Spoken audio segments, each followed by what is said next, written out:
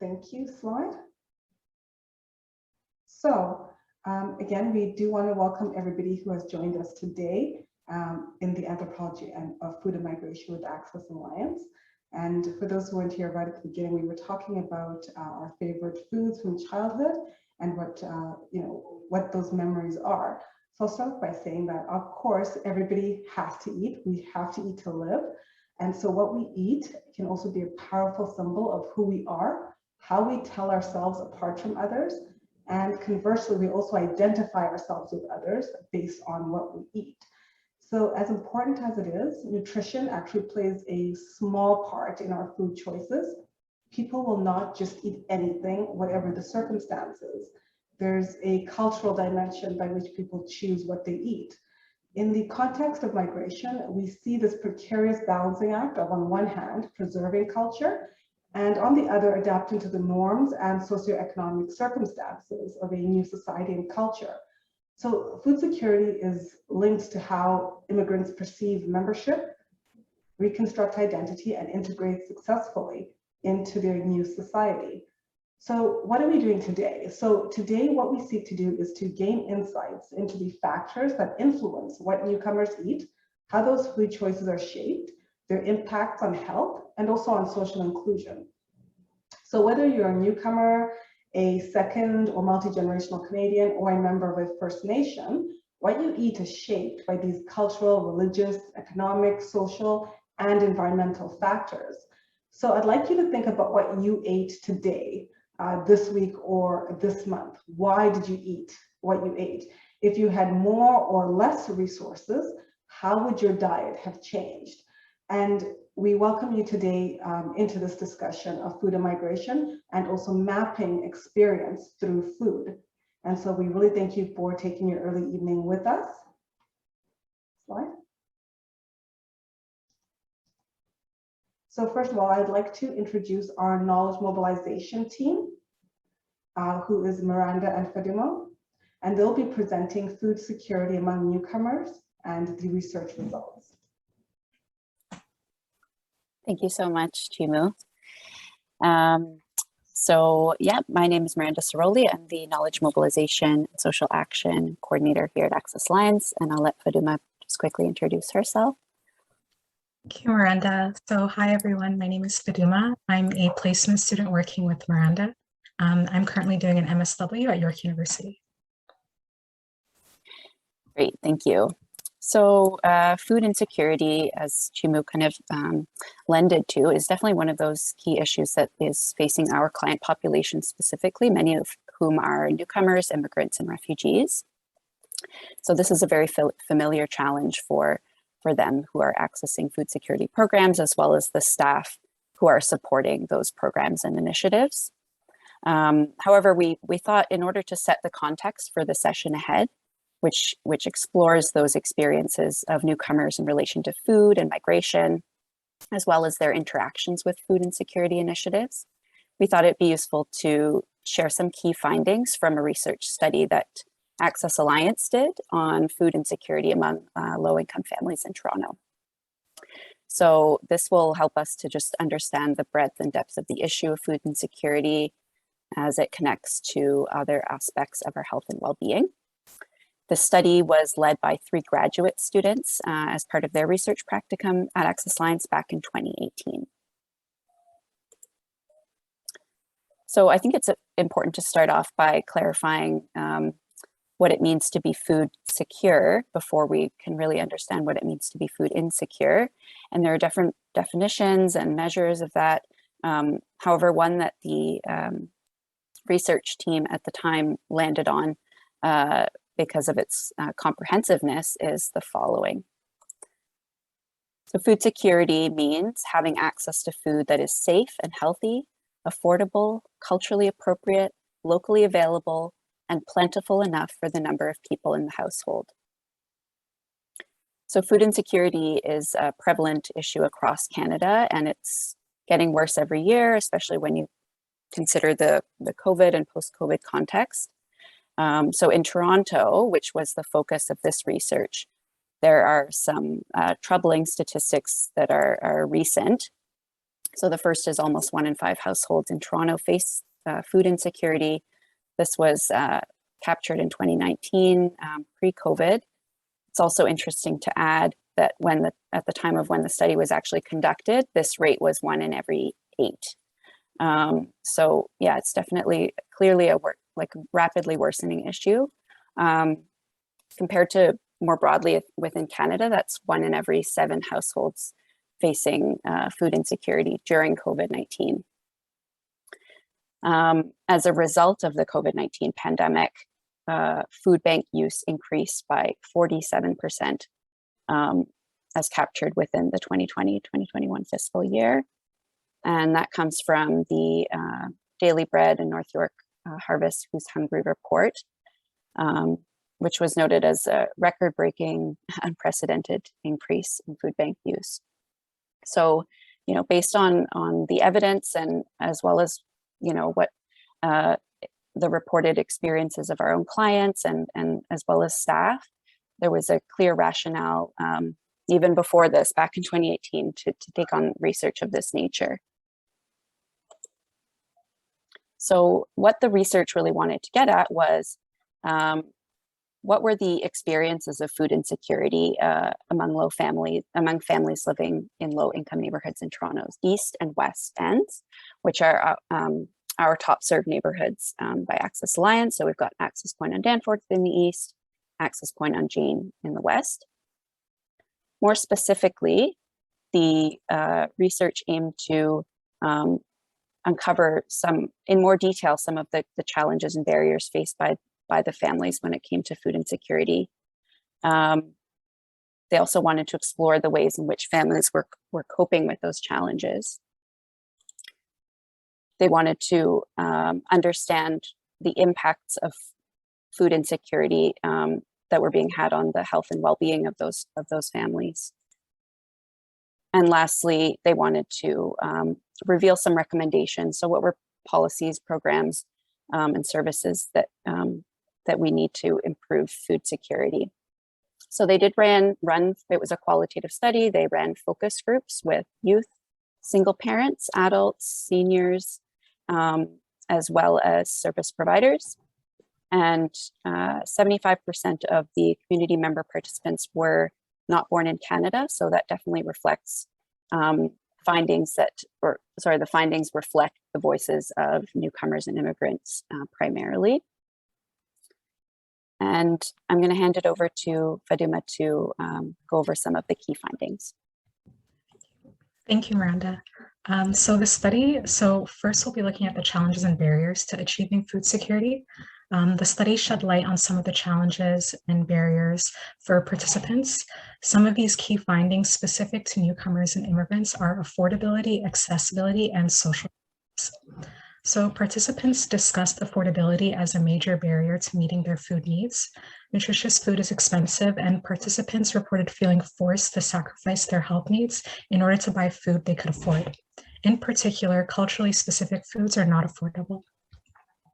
In regard to accessibility, few stores carry ethno-specific ingredients, and those that do are often not located close to people's homes, which adds travel time and costs. In addition, food bank hours are limited, and at the time of the study, there was a lack of community food programs and services. There has been an increase in programs during the pandemic, but many of these programs are temporary. And even with the existence of these community food programs, there are social barriers that prevent participants from accessing these services. There is stigma associated with using community programs and food banks, and newcomers are often unfamiliar with the food available in grocery stores and food banks. So moving on to the root causes of food insecurity. The study also highlighted major root causes of food insecurity among immigrants and newcomers. These include labor market barriers, government assistance, competing basic needs, and knowledge and language gaps. Insufficient income is a major barrier to food security. There is a high unemployment rate among Toronto's immigrant population due to their qualifications not being recognized in Canada, as well as language barriers, which leads to unemployment and precarious employment, which results in financial insecurity. Government assistance doesn't reflect the cost of living in Toronto. In addition, it's a complicated process, especially for newcomers, to apply for government assistance and navigate the system. Participants struggled with competing basic needs such as the cost of living in Toronto, especially housing, but also prescription medication, transportation, food, and utilities.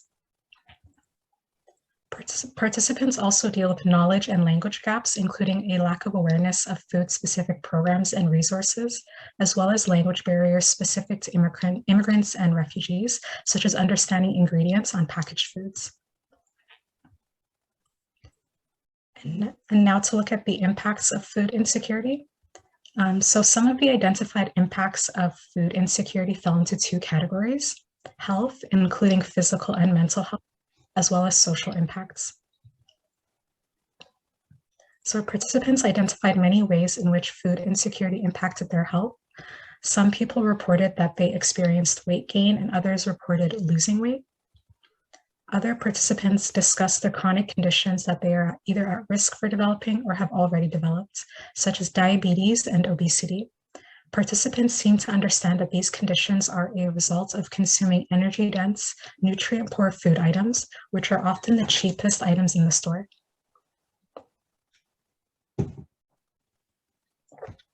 Excuse me. Many participants reported that the experience of food insecurity took a noticeable negative toll on their mental health. Some of the mental health impacts reported include acute anxiety, depression, and a reduced ability to concentrate. In addition to health impacts, there were many social impacts identified by participants. One of the main social impacts of food insecurity is feelings of isolation and alienation. Participants often found themselves having to choose between feeding themselves and participating in social activities. In addition, participants often deal with stigma and judgment from others, especially while engaging in coping strategies such as using coupons at the grocery store or attending community food programs. They also reported shame, embarrassment, and fear of asking for help. And now to look at coping strategies. Participants shared many coping strategies they use to deal with food insecurity. These include leveraging on what the system already has, such as purchasing food on sale, using flyers and coupons, price matching, and attending community programs such as food banks. Participants also shared that they restrict themselves, which includes eating less food so it would last longer, sharing their food with family members, especially children, and skipping meals. Participants also delay bill payments so that there is more money for food and attend programs to distract themselves from feeling hungry. And although this wasn't included in the 2018 study, we also thought it was important to know. More recently, in the Who's Hungry report by Daily Bread in 2021, clients shared that they borrowed money from friends and family, they sold their belongings, they used a credit card to purchase food, and they accessed loans as other ways to cope with food insecurity. And now I will hand it back to Miranda. Thank you. So as part of the research, the team also came up with some recommendations based on the findings. So they set those recommendations at 3 levels: at individual, organizational, and policy level. So I'm not going to go through them here, but I did want to say that, keeping in mind that these were set in 2018, we now know the problem of food insecurity has only worsened since the start of the pandemic, in particular for racialized and newcomer and immigrant populations. So part of the work ahead is now thinking to action. So considering what were those service and system level recommendations that came into the report, we're going to be doing some knowledge mobilization work, part of which includes this event, but we're also going to be producing a critical discussion report, which basically revisits, revises, and reinforces some of those 2018 recommendations within our current post-COVID reality. So if you are interested to learn and read a little bit more about the research, as well as check out the full report of findings, I do encourage you to go to our website. We have, you can visit the research webpage by clicking the link here. We're going to share this link with everybody afterwards. Or if you're really eager, you can scan the QR code with your phone right now and bring that up. So with that, I'm going to hand it back to Chimu.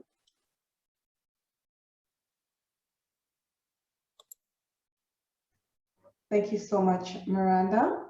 I think I skipped the agenda, so if you don't mind, if we can just rewind a little bit.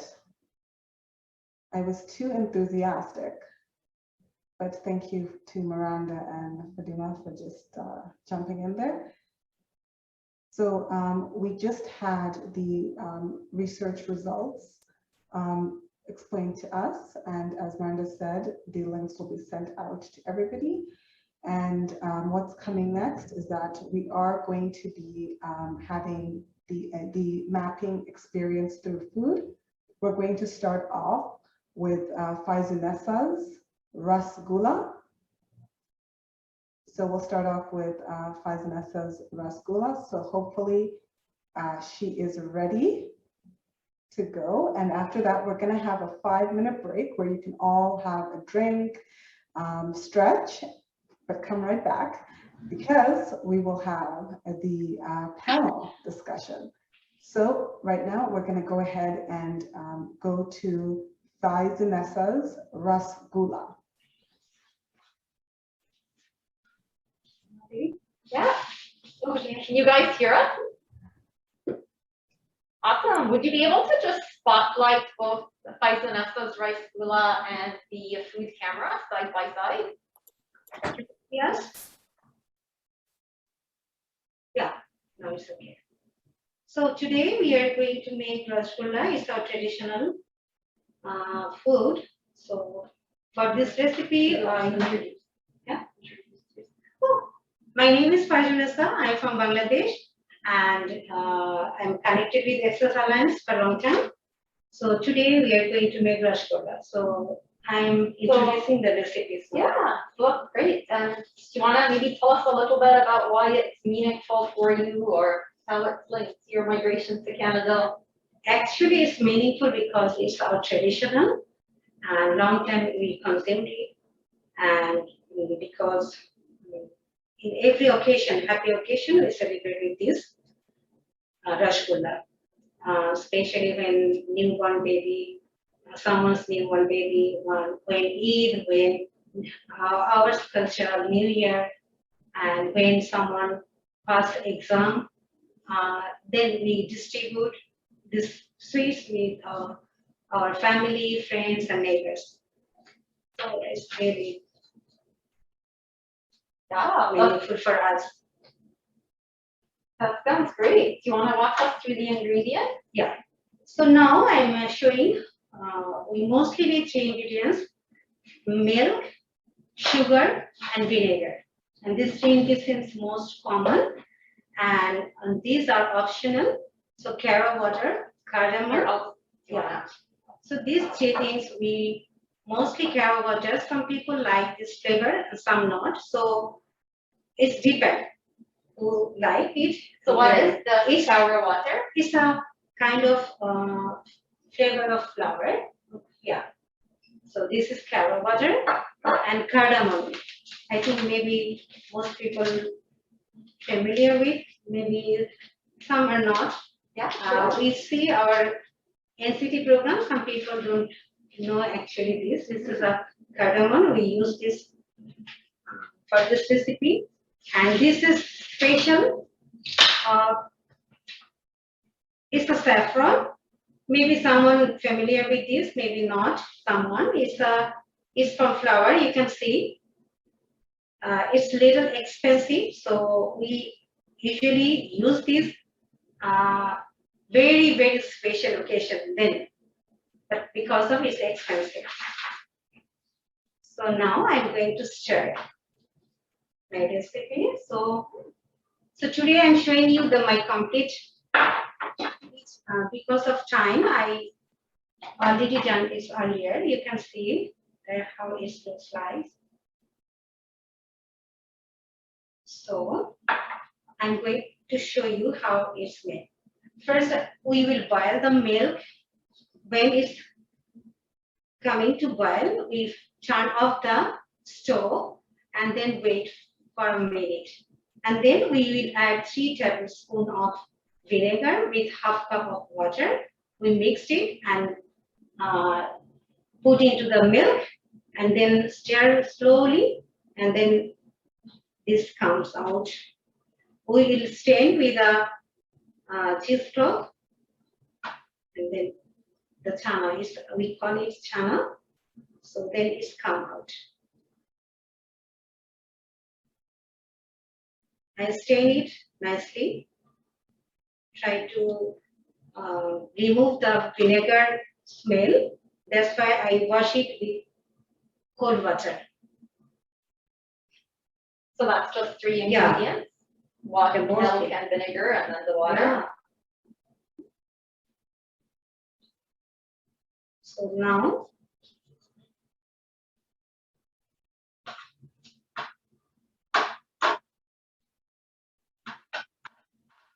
So how often do you make this recipe? so mostly when someone, our family, friends, in here, when our family, friends come, get together, we mostly make it because here shop is not available like our back home. We used to buy from it shop from our back home, but in here, everybody try to make it home because now, you know, technology makes easy to make everybody, everything. Yeah, it's easier to take home. So in Bangladesh, you didn't used to make it Yeah, at in home? Bangladesh, we used to buy from its shop.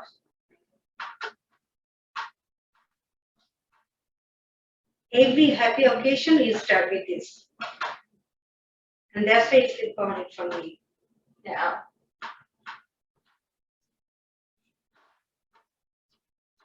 We need to mix it nicely. Then it comes into the bowl.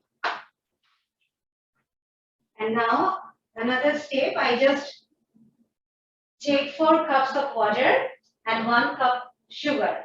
I put it into the oven and it will, when it will boil, then I will drop the ball, which I'm going to make now. So how did you learn this recipe? Actually from YouTube. Because in here, shop is not available and few shop here, but it's expensive. So less expensive to make it. That's amazing. So when you moved to Canada, you missed it and you decided Yeah. to go on YouTube and learn it. Yeah.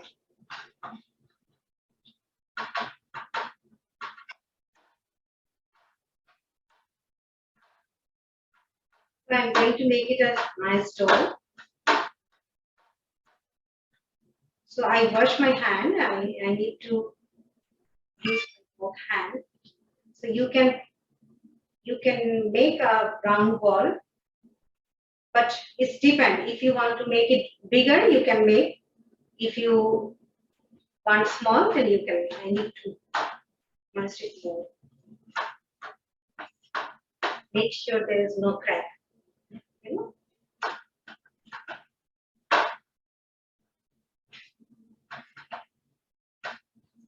So is this one of your favorite recipes? What made you decide to want to share this one in Yeah, particular it's with my us today? favorite. Yeah, it's my favorite. There are different kind of sweet in our country, but most people like this one because it's not that much sweet. You can eat more. Yeah, that's right.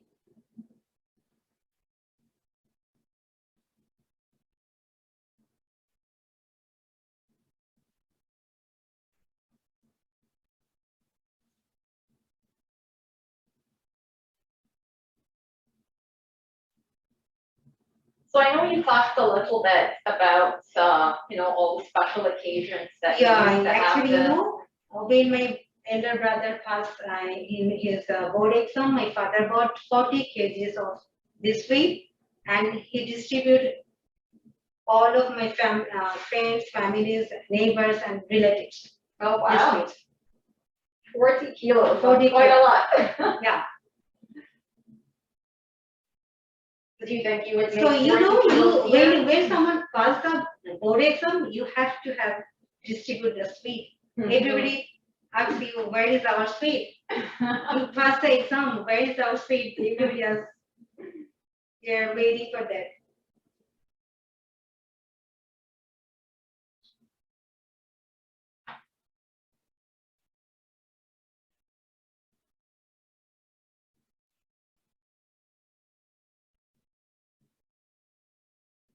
So do you find that it's important for you, since you moved to Canada, to make foods from Bangladesh regularly? Actually, it's important because we long time we used to eat our cultural food. That's why it's very important for us, because new food, we like to eat new food occasionally, but not for regular, because of taste and familiarity. So taste and Yeah, familiarity. so I'm going to, so when the shira, we used to call it shira, which is sugar water. When it will boil, then I will put the ball into it. Okay. So I need maybe 1 minute more. I need to take 1 minute.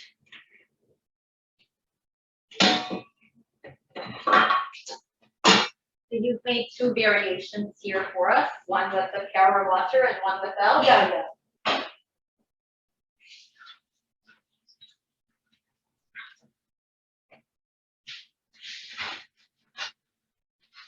So I made 2 types. One with carrot water and without carrot water. And that's You just want me to based on show you? people's preference? Yeah. Sure. Do you want to show you? Yeah, they can. They can see Mhm. the water. Not so much the pan, but just from far. So I'll try and turn this.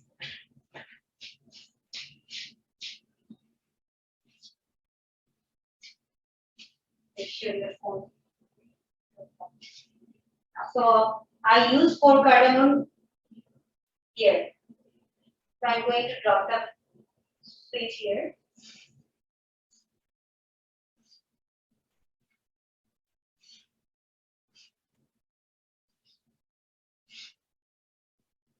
What's the time now? We need 5 minutes.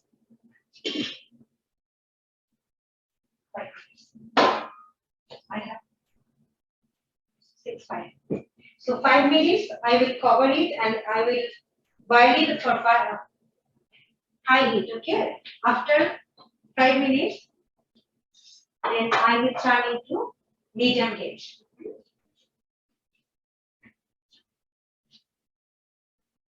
So while that's happening, I'm not sure if anyone had any questions for Faizanessa.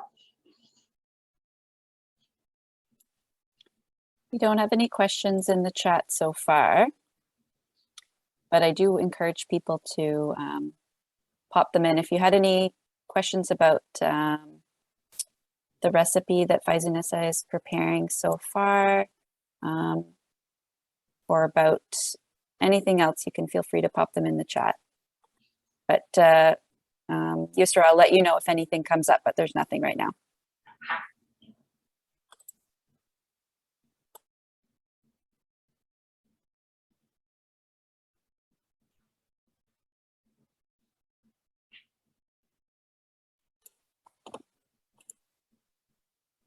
Oh, we have a question.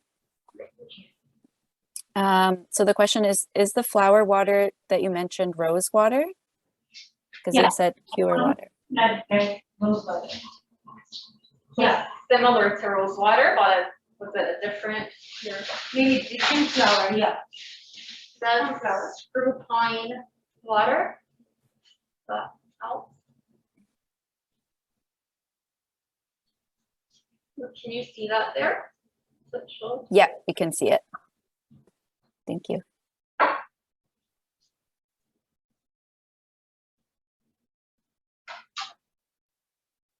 So with lid, we will boil it for 5 minutes After 5 minutes, we turn into the heat, medium heat. Now it's a high heat. And then these are the final products that Vanessa has prepared. Beautiful.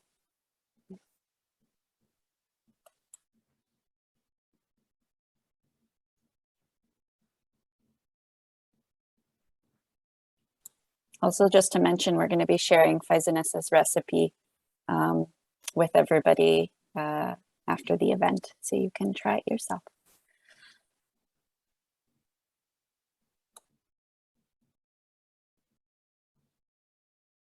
We need one bowl. Wait, okay.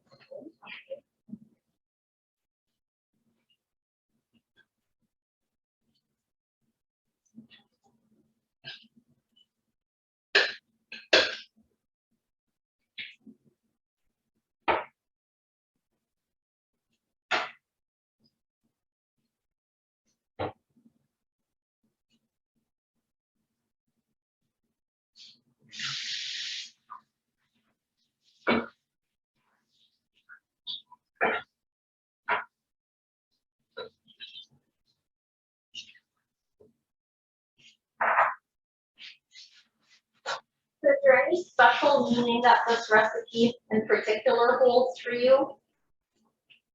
Is there any special meaning in particular that this recipe holds for you out of all desserts?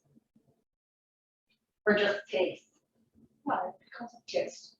And from so long time, we see generation to generation, we have traditionally used this recipe. That's right.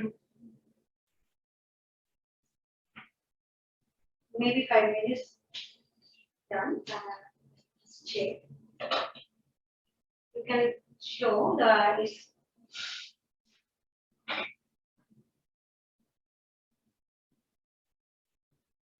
standard sweet.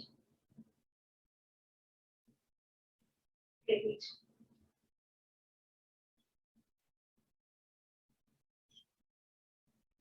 Is it ready? Not ready. I need 5 minutes more. Medium heat. Yeah, I think what stood out to me, what was most interesting is that you learned it on YouTube once you moved here. Yeah.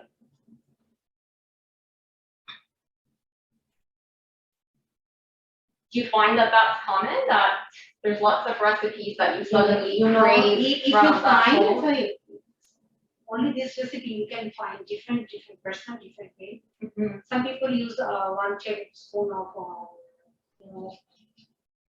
all-purpose flour with water.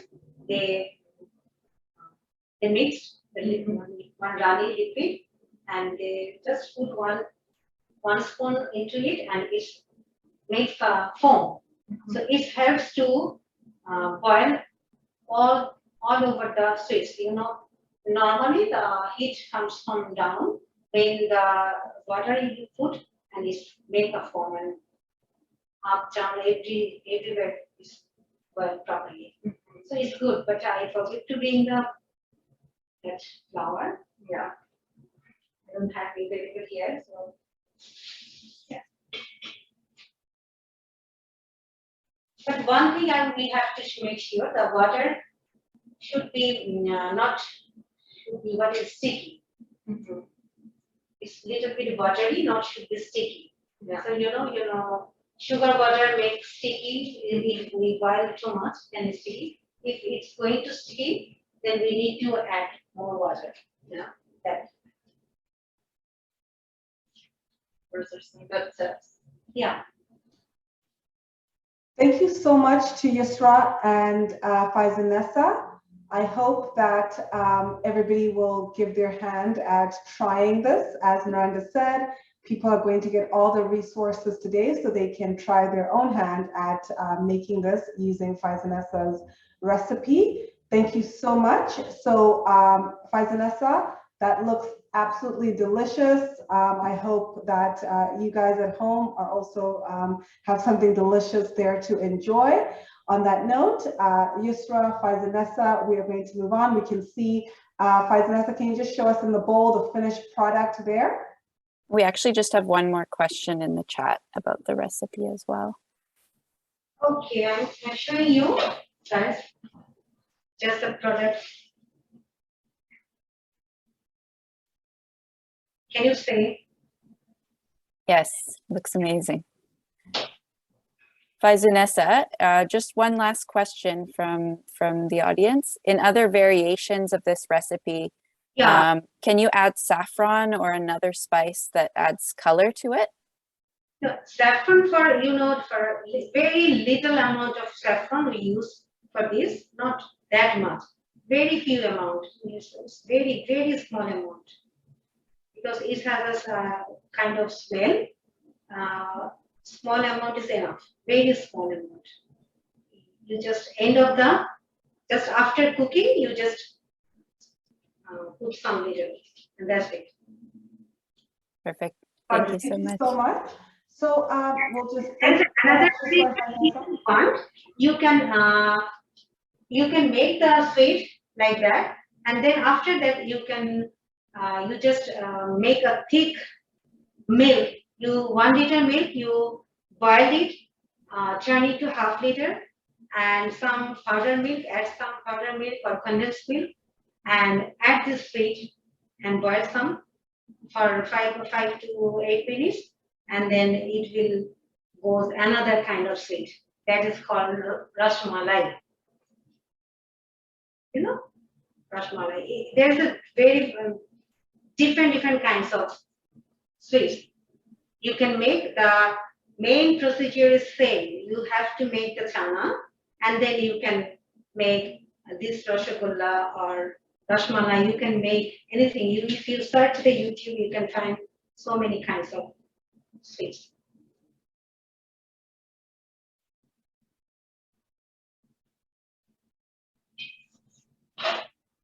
Okay, so thank you so much, Faizunessa. Thank you so much, Yusra. Thank you. And we'll just jump back to the agenda for the next portion.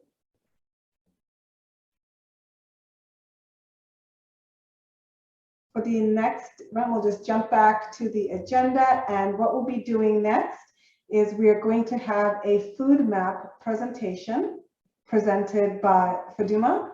She does have a sore throat, so Faduma, do your best. We thank you for still coming out, even though you are not feeling well. So again, we have a food map presentation which will be presented by Faduma, and she will be mapping Selvi's chicken curry.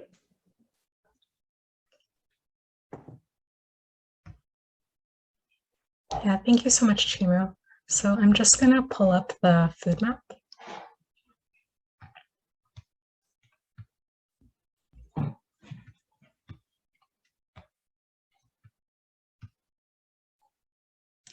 Can everyone see my screen?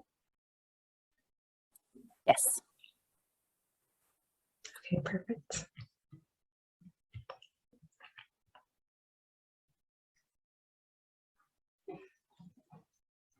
Okay, so I will be presenting a food map based on a Sri Lankan chicken curry recipe provided to us by Selvi Raj, who's one of our panel members today. So the arrows on the map highlight her migration journey, which she may share more on later today during the panel, but I'll be focusing on the recipe shared by Selvi. So when we think of migration, we often think of people, but food travels as well. This map serves as an ethnographic tool we can use to trace the migration of food. It highlights different ingredients in the Sri Lankan chicken curry recipe and the diverse parts of the world that they originate from. So we'll begin our journey in Sri Lanka with the Sri Lankan chicken curry you see here. So this is our list of ingredients. And on the first stop on our journey, we will be going to the Mediterranean, which is where cumin is from.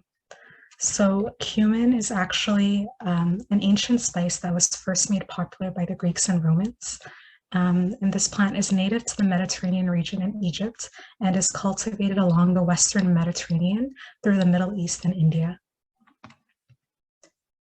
Our next ingredient is turmeric, which is native to India. So turmeric is native to India and requires warm tropical climates and lots of rain to thrive. Turmeric has been in use in Asia for thousands of years. And history shows that by 800 AD, the cultivation and trade of turmeric had spread across much of Asia, including China, and also across much of Africa. And our next ingredient is chili peppers, which are native to Bolivia. So archaeologists have traced the gradual domestication of the chili pepper back to 5,000 to 6,000 BC. By the time Columbus made it to the New World, chili peppers were already fully domesticated by the indigenous populations. And the next ingredient is black peppers, which is native to South India.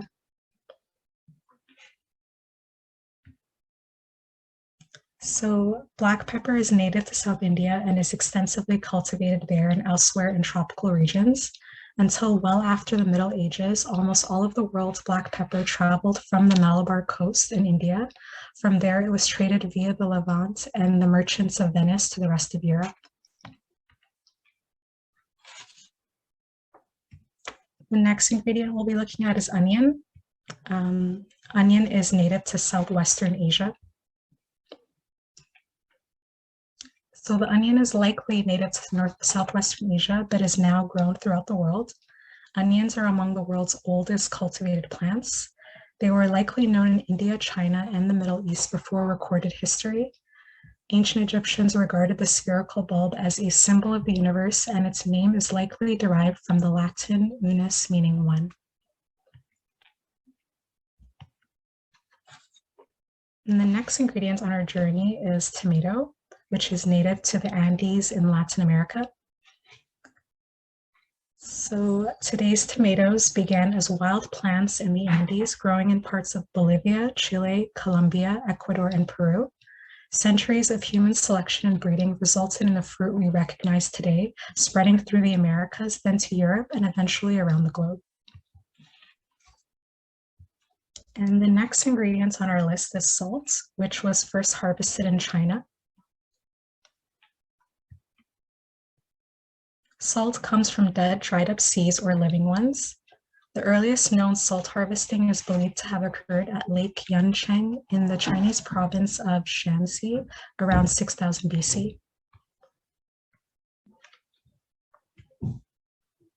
And the last ingredient on our list is chicken, which was first domesticated in Southeast Asia.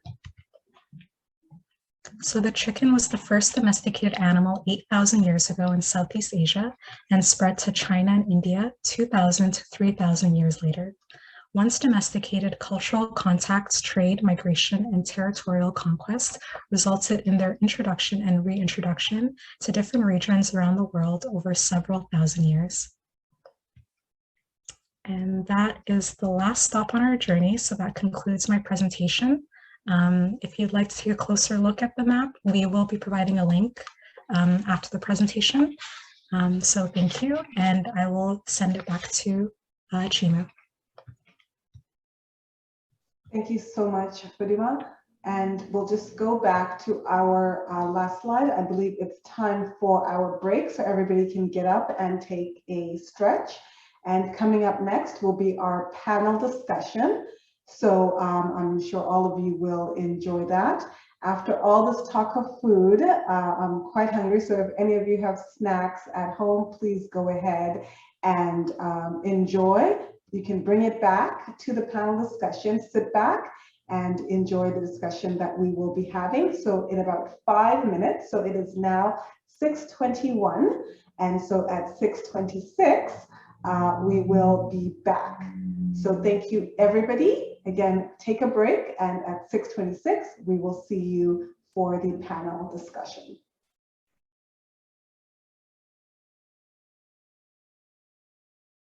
Thank you, Miranda. So we're going to jump right into our panel discussion, and I do want to first of all thank Fatima for that great food map presentation. And like I said right before we ended, everybody is going to be getting a copy as well. So I would like to introduce our panel for today. So I'll just start with some brief bios to introduce them as they pop up onto your main screens. So firstly, I have Gulshan. Gulshan came to Canada as a refugee from Iran by way of India in the early 90s and has worked in Toronto's not-for-profit and community arts sector for over a decade. Gulshan is a writer, artist, and horticulturalist in training. Her first co-written screenplay has been adapted into a feature film and is currently in post-production. She holds a BA from York University and a project management certificate from the University of Toronto. And as I said to Gulshan, I cannot believe I was not asked to be part of this motion picture that I expect tickets from the premiere, please. Our next panelist is Selvi, and Selvi comes from a farming family in Sri Lanka. And until she was forced to migrate due to civil war, she worked in rice and vegetable cultivation for her entire life. She's a mother, a farmer turned gardener, and is dedicated to sharing her knowledge of food growing and preparation with her community. She's dedicated to preventing food waste due to her firsthand knowledge of what it takes to actually grow food. We did have a third panelist, Manjura Rehman. Unfortunately, Manjura has fallen sick, and we do wish her a speedy recovery. And although she cannot be here with us, we definitely will also be sending this recording to her. So panelists, thank you so much for joining us, Selvi and Gulshan. So I'm just going to start off with asking questions to the both of you, and then maybe I will ask you individual questions. So this is for the both of you. We'll start with Gulshan, since I started with you. Can you briefly tell us your story of migrating to Canada? Hi, everyone. Good evening. My name is Gulshan Abdamolay. I was born in Iran, and due to the conflict that was occurring at the time in Iran, there was the Iran-Iraq War. There was also the Islamic Revolution that occurred in 1979. My parents were involved in a lot of political organizing and were both political prisoners. And then subsequent to their release, I was born, and we lived in Iran for a bit, and things seemed like they were going to go okay, but it looked like my parents' life was in danger again, and obviously there was a war. And so we fled to India, and India at the time was the only country that was bordering Iran where Iranians could leave legally with an exit stamp. And my parents didn't have money to pay people to help them sneak out of the country. So we went to India and we declared refugee status. And I spent 3 years of my childhood living in Delhi. And it was, when I think back, the best time in my life. It's like the most fondest childhood memories that I have were my time in India. As I said before, my time living in Iran was, riddled with armed conflict and a lot of instability. And so moving to India, even though it had its own challenges, it was quite peaceful. And I got to play and be a child and experience Holi and Diwali and all the delicious food of that Delhi had to offer. So that's just my kind of journey. We lived in Delhi for 3 years, and then we were sponsored by a church here in Canada. My uncles already lived here, and so we were settled here in Toronto, and I grew up in the East End at Victoria Park in Ellesmere, if anybody knows it. That was my community until about 2002 when we moved to Vaughan. So yeah, that's my little journey of immigration and being a refugee and how I got here. Yeah, I'm going to pass it to Selvi. Thank you so much, Gulshan. So I'll ask the same question to Selvi, which is, can you briefly tell us your story of migrating to Canada? Oh, Selvi, you're muted. Selvi, I think we'll just go ahead if your camera is not working.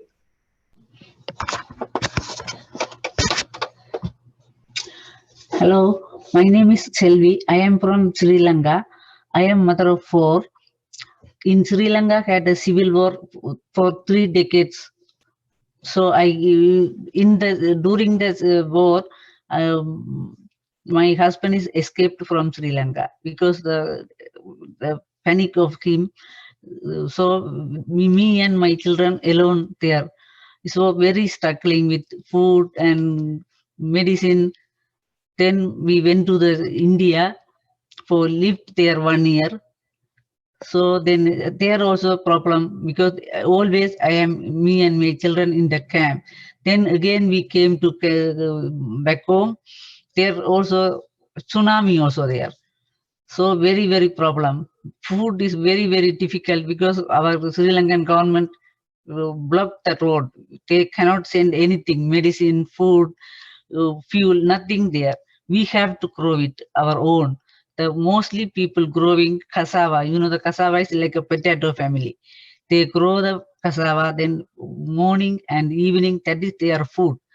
Rice only, our rice is our main food. Rice only we are eating lunchtime, a little bit. Very difficult to find food. Then after the tsunami, my husband sponsored me, then we came here. My children came here, they are studying here. Now they are starting to eat junk food because our country there is no junk food. Everything is fresh. But here they now started to eat junk food, obesity. So that is a problem. That's it. That's my story. Thank you so much, Selvi. So When I come here, I started my English is very, very little. Then I joined to the Access Point volunteering. Now I can learn English. I learned culture. I learned Canadian experience too. That's why I am working with the community, rooftop garden, because my family back home is a farmers. So I like to work in the farm. I like to work with the food. I am every Friday I come here. I am cooking for more than 60 people, our community. I am serving food. They love my food because my food is in Canada very mild spice. Back home, very, very spicy food. That is, I am coming here. I am learning. I am working with the community and I am working with Access Point. I learned everything. That is my story. thank you so much, Selvi. So the next question that I have for both of you is, do you have a favorite food memory that you brought with you to Canada? Can I go first? Yeah, my favorite food back home is chicken, any curry with rice. But here, same thing we are doing, but also we are here. My favorite food is chicken curry and the rice. But here also we can do that. We can eat it. We are adding more curries. Chicken curry and rice, my favorite food. Thank you so much. And Gulshan, go ahead. I have a hilarious story, actually. One of my favorite food memories is that there was, where we lived in New Delhi, there was a lot of other Iranian refugees, but also beside it, there was a field, and there would always have weekend weddings, these huge, beautiful Indian weddings with so much food and a whole laid out buffet.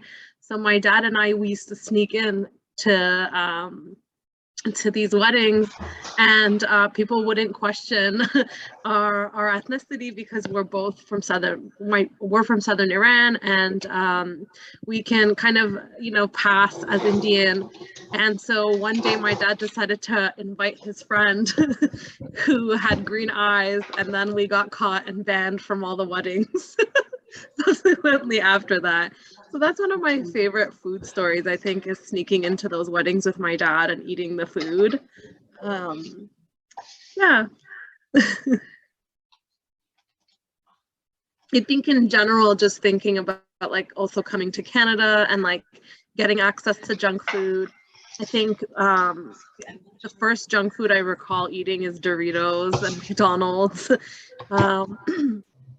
But overall, I think because we had such limited access to money, we always had to eat the food that was at home, and it was always very delicious to me, all the stews and the rices.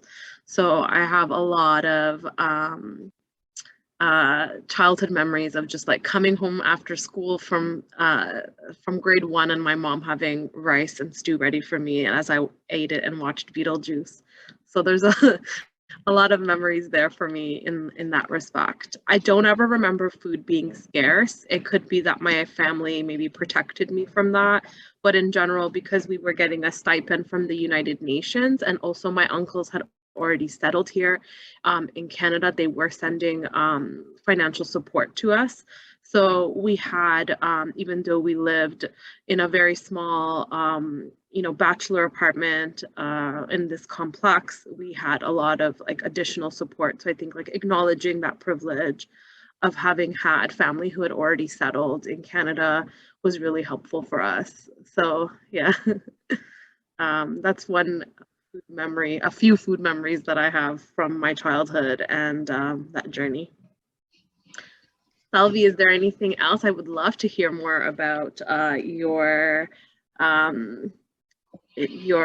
just all the different foods that you were like. I would like to know more from Salvi and like some of the food that she grows, and is she able to use the food that she grows to cook her food? Yeah, back home we have many kinds of food. Like morning we cook pittu, string copper, and the like idli. But here we can do that. We can cook it.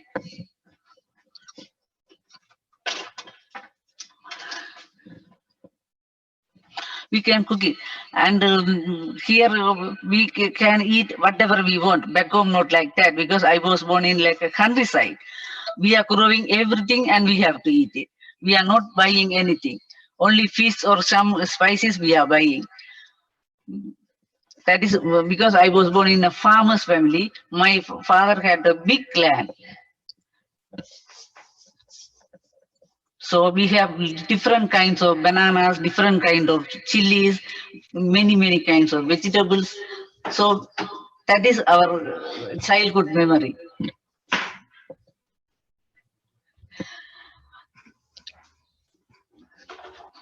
When I come here, my children, after tsunami, we came here. We have started, because my children there, we never buy any food.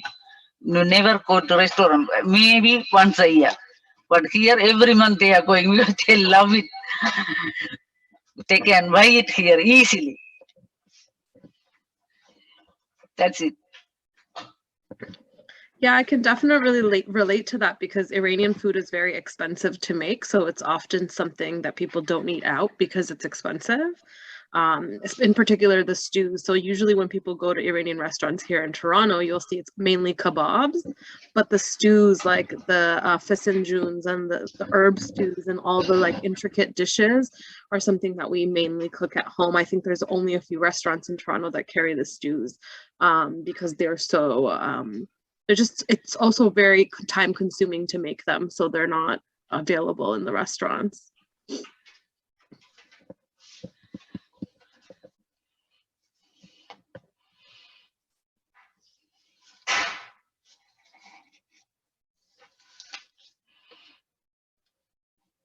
Thank you so much to the both of you. So can I ask you, what food do you most associate with Canada? Can I go first? Yeah, here now we can buy pasta. Pasta is now my favorite food because easy cooking is easy. That's why. Salvi, my dad said the same thing when I asked him today when we were having lunch. I said, "What's what's the food that you associate with Canada? And he said pasta, which is actually like, I think noodles were invented in China and then also then moved to Italy. And then now we have them here. And the first thing that my father and you said that they associate with Canadian cuisine is pasta. That's hilarious. I would say for me, it's the hamburger or like fast food. I really associate with Canada. I think as I'm trying to understand my place here in Canada and also learn more about different Indigenous food and traditions, I'm trying to learn more recipes. So lately I've been watching this great documentary series on CBC around Indigenous cooking, and corn soup really sticks out for me, as well as the sumac made lemonade that you can harvest in the fall when sumac becomes ripe enough to harvest from the trees and they're readily available. And that also relates to like Iranian cooking for me, because we use a lot of sumac as a spice to break down the cholesterol on kebabs. And so if you ever go to an Iranian restaurant, you get a packet of that red powder stuff, that's sumac. And that's also something that Indigenous people across North America use in their cooking as well, and in particular to make this lemonade in the spring. So thank you so much to the both of you. So the next question that I have, and again, it is for both of you, is, I mean, you've sort of answered this in your previous questions, but I guess to go more in depth, what are the specific differences in your pre and post migration food choices and eating practices? I guess for you, Gulshan, you were a child, so it wasn't so much your choices, but Selvi, you were already an adult. So from both those perspectives, what would you say are the differences in your pre and post migration food choices and eating practices? Yeah, back home food is are more spiciest, but when I come here, because it's cold, I don't like more spicy. And also my children, they are very, very mild spice they are eating now. That's why our most of the curry look like now little bit more turmeric and cumin they are adding. Back home more spicy powder, they are red chili powder adding. Look like very red curry back home, but here not like that. Look like a jello here. Most curry are like a jello.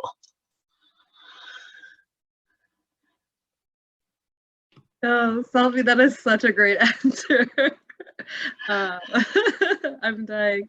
I would say for me, our food became more diverse. So in even thinking about what I have access to, because we had such a long migration journey to Canada, so now my family cooks Indian food and we eat Indian food. And also growing up, my best friend was Jamaican and her mom introduced my mom to oxtail and jerk chicken. And so now my mom, instead of using stew beef, uses oxtail in her stews. And so I think before and after is that like we were introduced to more like diversity and had access to food that I don't think we would have ever growing up in Iran.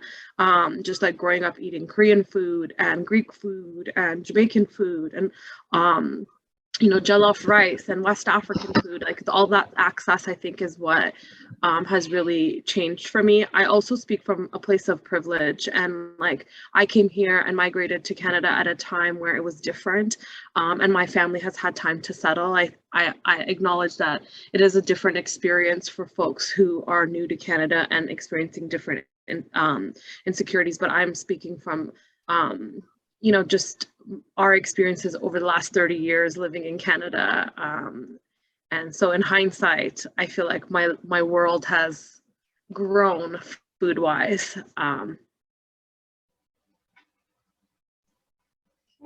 Very interesting points from the both of you. And the next question that I would ask to both of you is, what does culturally appropriate food mean to you in practice? To both of you. Selvi, do you want to go first, or? Okay, she can go first. Okay, Gulshan? culturally appropriate food mean to you? That could look like a lot of things. I mean, in here in Toronto, we work with so many diverse communities. So acknowledging people's restrictions and things they cannot eat, I think, is an important aspect of food access for a lot of folks. I would like to see more of the vegetables that are used in different cuisines be available readily in grocery stores instead of like specific ones, but have them more accessible, especially as folks are getting settled in rural areas in Ontario. Like if you go to Belleville, for example, you will not find the vegetables that you find in Toronto. So that's important. I think the diversity in produce and I think access to gardening and the ability to grow one's own food is also critical, because a lot of folks come from communities where they're just like one generation removed from gardening or gardened or farmed themselves. So I think, yeah, that's my answer. Selvi, do you have anything to add to that? Yeah, in Canada, we can find every season vegetables, but back home not like that, because there is only summertime or there is a rainy season. Otherwise, it's difficult to all the time to find it.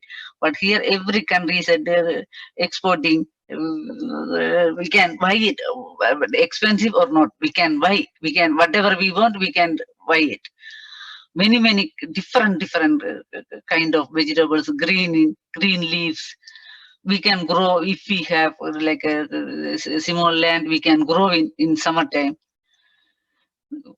That's it. I have a follow-up question to what you just said, Selvi. Do you feel like this impacts the flavor of food that we access? Because I find that when I go back home and I have a watermelon that's in season, it is like a different experience, or a tomato, for example, just the flavors of a tomato. Do you think that food should be eaten in season only, or yeah? Yeah, because back home, I never see back home without seeds any fruits or vegetables. But in Canada, we can see many fruits. There is no seeds. Example, watermelon. Here, how come they're growing without seeds? I think something doing something different, and taste also very different. There is everything is ripening with natural. You've both raised some interesting points in terms of what culturally appropriate means. I think, Selvi, if I'm hearing you correctly, it's that anything that you want to get, if you can afford it, is available, at least in Toronto. Anything that you can afford, it's available. And as Gulshan mentioned, whether it's in season or not. And Selvi, you mentioned that the types of plants, or how they're grown, in terms of that they're seedless oranges, seedless watermelons, all of these things. So are you saying that you don't trust either the health or the taste is off for you? Yeah. Okay. And Gulshan, your I think, to quickly summarize it, and also your last question to Selvi, is that you find that things taste differently, I guess because a lot of things are shipped into Toronto or into Canada in general. So between, I guess, the pick date and when we actually can consume them is a long time. But as Selvi said, that people who can have access to land can grow their own but that's very few people, unfortunately.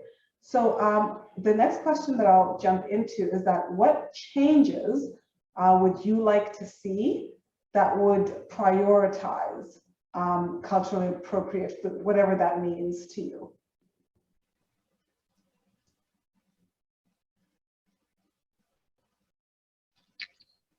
You can take a moment to think about it. So what changes would you like to see? So whether it's in policies or in practice from food providers, that would prioritize culturally appropriate food in Toronto? That's a really big question. There's so many things that I think could happen. I mean, overall, we have a serious issue, in particular after the pandemic. Now we're seeing even a rise in inflation and poverty. So there's so many things that could happen to bridge that gap, or answer your question. I think, you know, changing our food systems and the way that we get food and access food is a big one. And that is a conversation that is beyond me. And I think food banks are trying really, really hard to fill that gap and figure that out in the city. But I think overall, yeah, it's a complicated question. But like, if you look at, for example, Black Creek Community Farm and the great work that they're doing and the things that they're growing and the programs that they're running, and I think that's a prime example of culturally specific, culturally relevant work that's being done in the city around food and food access and food education, and also linking it to you know, Indigenous communities and knowledge. And Selvi, how do you go about getting the food that you want to feed your family? In after the pandemic, now everything going up. Prices are very, very high. So if we don't have, suppose if we don't have money, we can go to food bank. But food bank also not giving everything. We have to buy it. We have to work hard, then we can buy it. Otherwise, it's too difficult to stay here. Or if we have balcony, or if we have community garden, we can grow our own. But that one is only summertime. And also, just to pick up on what you said, Selvi, in terms of growing your own, that's also not necessarily available to everybody. Like if you live in a basement apartment, or you don't have any outdoor space that you know that would be adequate. So that's a good point, that it's possible, but I guess as Gulshan was also mentioning, it depends upon what in ways that you are, I don't want to say privileged, but because I don't think having a balcony is necessarily a privilege, but that you have the space available to you.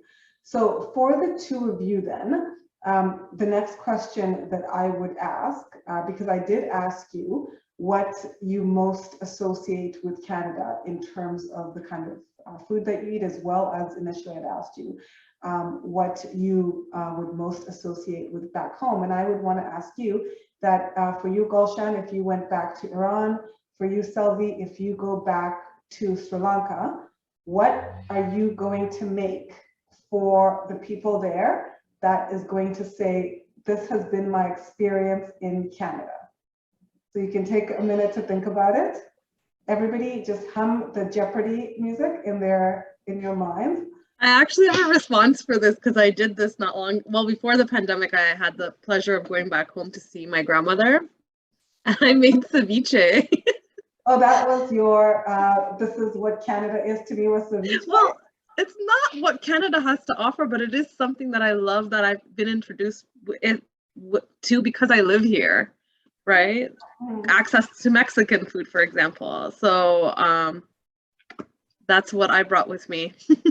Okay, so ceviche, next time you travel and someone says, what is your favorite Canadian food? You can say ceviche, interestingly.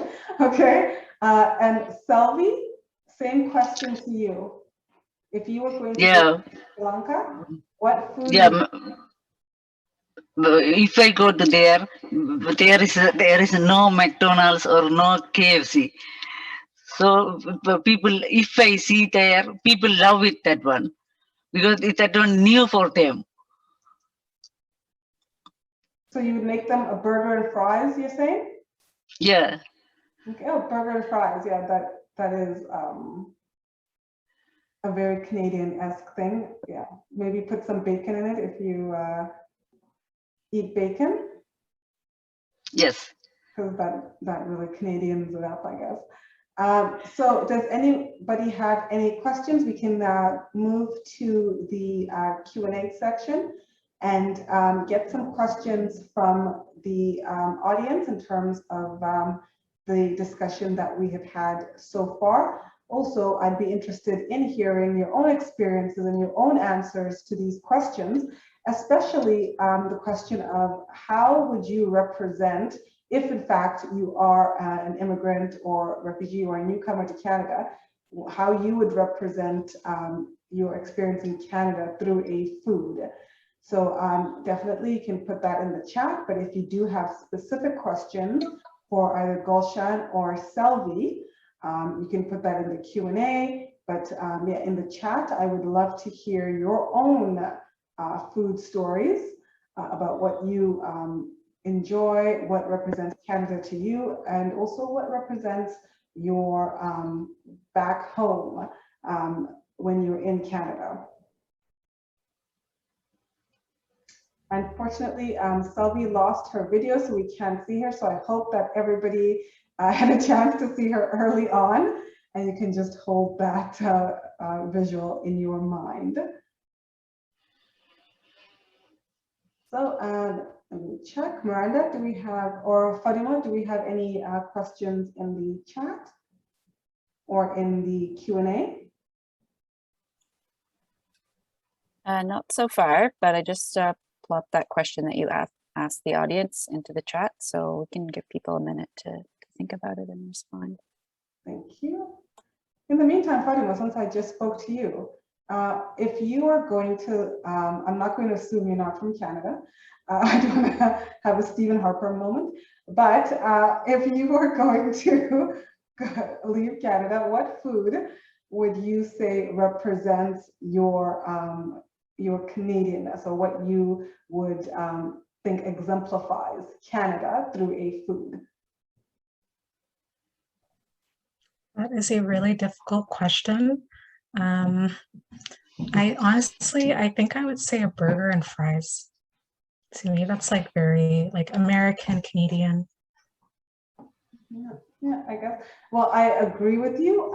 For me, actually, I went, I don't know if I can say back to, but I went to South Africa, and they have onion rings there that aren't really onion rings. It's literally just fried onions. It's like French, I think we call them French onions here. It's just like French onions. Like they don't have like, I was gonna say normal onion rings, like real onion rings. So that blew my mind, because like I said, for those who joined at the beginning, for me, the ultimate Canadian food, and I'll just say not so much Canadian food, but food from my childhood, is definitely onion rings and a lot of ketchup. Ketchup is another thing that I think, you know, Canadians for the most part enjoy. We actually have really offered a twist on your question, Chimu, which is, what food from your country would you make for a new friend here in Canada? We also have somebody, Pinky, offering up Poutine as their Oh my goodness, Canada how did you miss Poutine? Oh no, oh, everybody hand in your Canadian cards. How did we forget Poutine? Of course, that is the most stereotypical. I've actually never eaten it in my life. So that's interesting, yeah, but that is a very like stereotypical one that nobody mentioned. Yeah, but I've actually never eaten it, so I have no idea what it tastes like. It looks terrible, which is why I would never eat it. But let's go back to the twist question that Miranda asked. Miranda, can you ask it again to Gulshan and Selvi? Sure. So the question is, what food from your country would you make for a new friend here in Canada?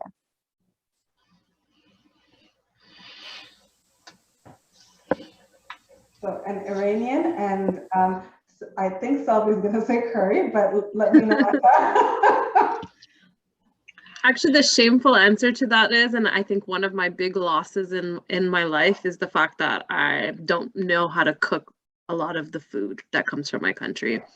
And I think a lot of people can relate to that who grew up here, or came here as children, or are first, second generation, is that loss. So I rely heavily on my mother and my aunts. So I would just invite them to a family dinner. I'm just gonna say that. I don't know. Salvi, how about you? If I invited my relatives, we are cooking special food for like a chicken biryani. It's a very good, I think you know, because you went to India and you lived in Delhi. You know different kind of biryani. Chicken biryani is the most favorite and very good aroma, very nice. And Can I please come over? yeah, why not?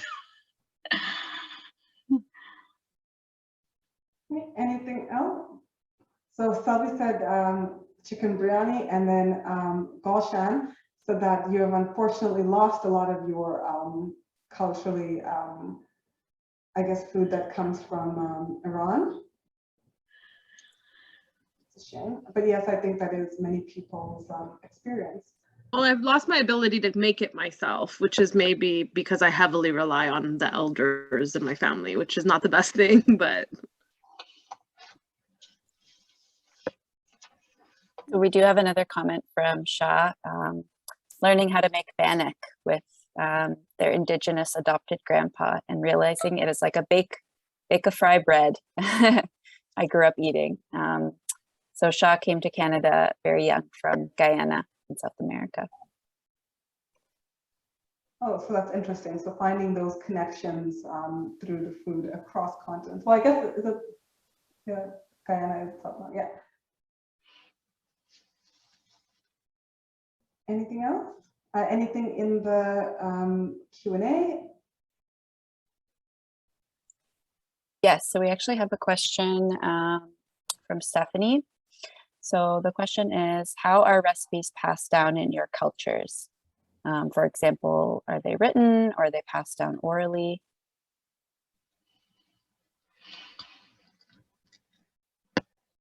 If I make pasta, I am doing my own way. I am adding my own spices. I never buy pasta sauce.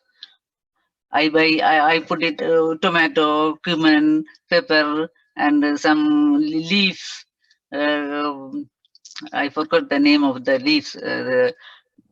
Chimu no, she grows in the garden, rooftop garden. Very, very tiny leaf, but very good, healthy leaves. Simol, I forgot the name. We are buying that one and adding.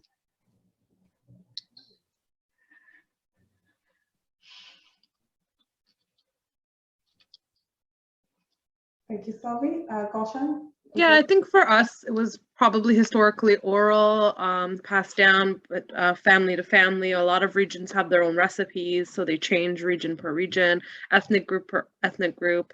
Also, like Iran has historically been like a center of migration and movement, so there's a lot of different cultural influences in our food. And I think more recently, there's a lot of food cookbooks that are coming out where the recipes are written down and documented. So as my mom would say, don't ask me how to cook something, YouTube it.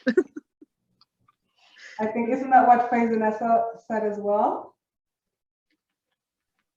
But go to YouTube. Okay, so if there are no other questions or comments. Oh, sorry, one more question just popped up.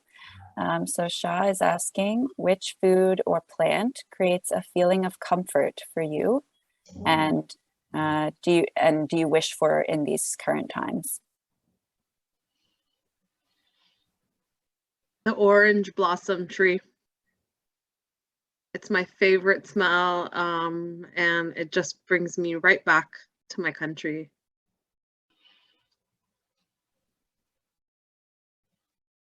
Thank you so much, Gulshan. And Salvi, what about you? Eggplant. different kind of eggplant here. I love it, and cook different taste.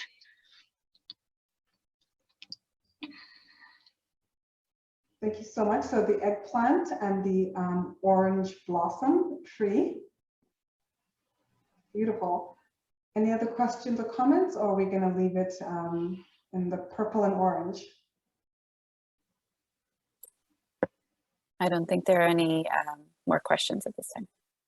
Okay, so we will just go to our wrap up. I want to thank Gulshan and Selvi for joining us. That was an illuminating discussion, very interesting, and I got a lot out of it, and I hope everybody did. And thank you for everybody who participated in the chat and asked questions, and everybody who joined us today. So just to wrap up with, again, thank you everybody, especially our panelists, for joining us and taking your time tonight. And of course, all of you who spent your early evening with us, please have a great evening. And as we said at the beginning, all the resources from today will be shared with you, including the research results from the food insecurity among newcomers research that was done, as well as both Selvi's Sri Lankan curry chicken and Faizunnessa's rasgulla, as well as these slides. Everything will be shared with you, so anticipate a full inbox. I thank you all for joining us. Have a great evening. And if you haven't had your dinner yet, go enjoy it. And if you have a great evening. And I look forward to joining you all again for another session that we may have, or maybe one of you will be hosting something that we would love to join. Thank you so much for your time, and I wish you a good night.